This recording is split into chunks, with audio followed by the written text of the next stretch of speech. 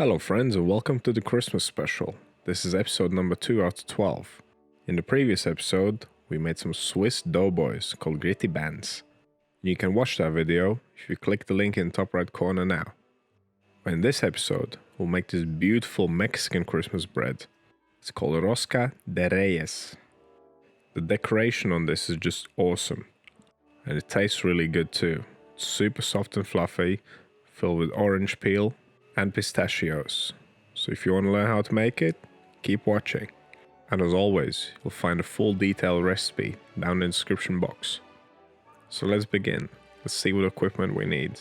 You'll need a tray with some non-stick paper, a tiny little bowl, would come in handy, but you can do it without it. A bigger bowl for mixing our dough, a dough scraper, scales, a temperature probe, a brush, scissors, and a fine grater. You'll also need a rolling pin.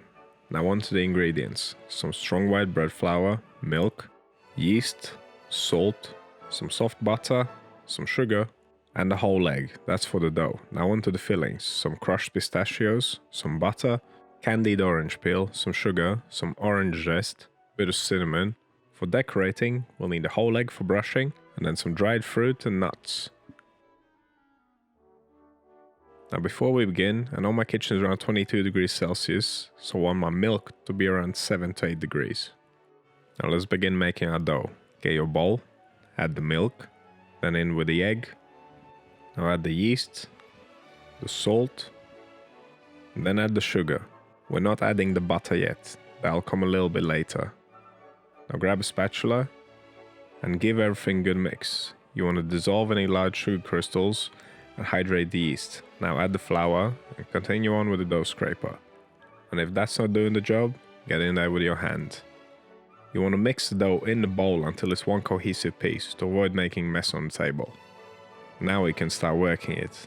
This is not very sticky though, so I'm going to use a regular kneading method. I push down and forwards with the heel of my right hand, and then using the fingers of my left hand I fold the piece of dough under the heel of my right hand. Then turn and repeat. Once you've done this a few times, the motion will become fluent. Now continue kneading. You want to do this for around 3 minutes. We need to develop the gluten a little bit before we add the butter. Now 3 minutes into the mix, stretch the dough out. Now comes the messy part. There's really no pretty way of doing this. You just need to get on with it. Grab the butter, spread it onto the dough. The next step is called tearing in the butter. You're literally tearing the dough, you're squishing it, squeezing it.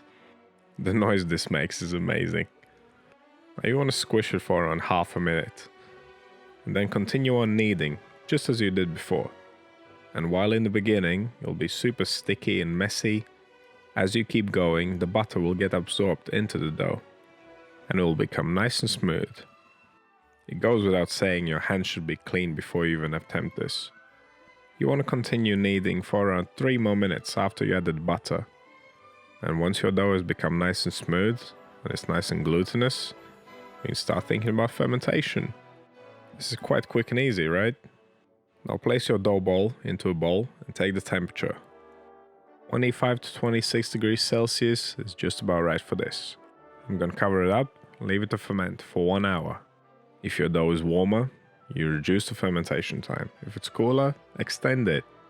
Regardless, after the first proof, we need to give it a fold. Folding benefits the dough in a number of ways. It helps with degassing, it creates more layers in the gluten structure, and it equalizes temperature. To perform a fold, place your dough smooth side down on the table, flatten it out, then fold the edge over the middle, going around in a circle until you reach the point where you started. Then flip it smooth side up again, tighten it against the table, then back in the bowl it goes. Cover it up and we'll leave it to ferment for 1 more hour. It should start really rising now. But breads like these do take a while. Although there is sugar in the dough, which should speed up fermentation, a lot of sugar actually slows fermentation down. But 2 hours in, the dough is puffed up and it's looking good. We can start rolling it out now. And although this bread looks really difficult to make, it is not really. It's just as simple as making cinnamon buns. Make sure you flour your dough ball nicely, then start pressing it out by hand. Work gradually, there's no rush. You don't want to tear the dough, just press it out.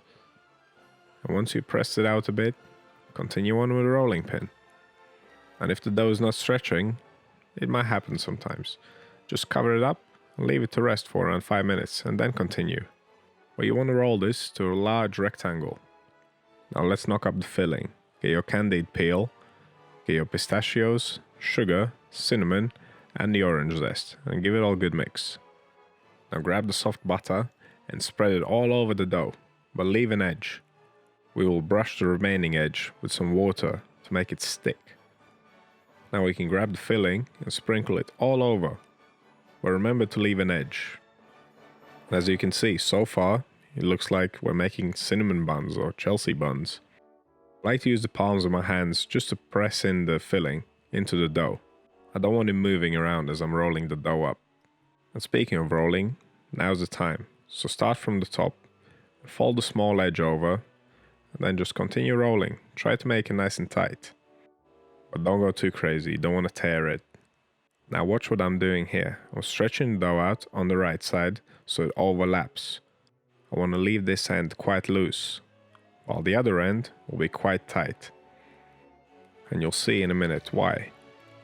So continue rolling until you reach the end, and now take the last dough piece that we brushed with water and stick it to the roll. And so far, it still looks like we're making Chelsea buns or something.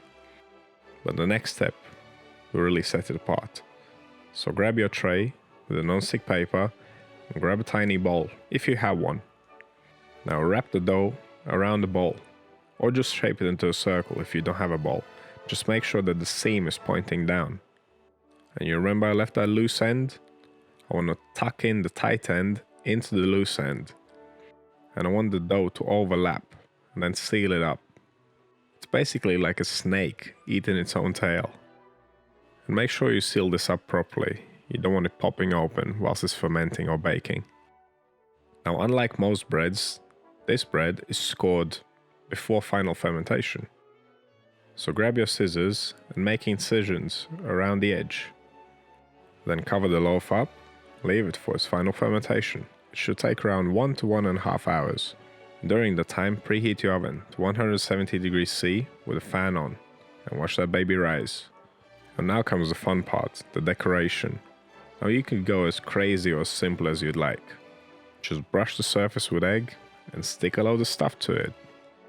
Me, I went for the Mexican flag theme. I've got the color red from the candied cherries, I've got the green from some dried kiwis, and the white will be almonds and hazelnuts. Make sure you push the toppings into the dough so they stick properly. Let's finish this off with some candied peel, just as a final touch. Now I would suggest removing that bowl from the middle of the dough, and you'll see why in a second. You see it tearing open right now, which is not the end of the world, but I make the mistakes so you don't have to. So remove the bowl before baking. It still came out looking amazing, don't get me wrong. Brush it with some sugar syrup whilst it's still warm.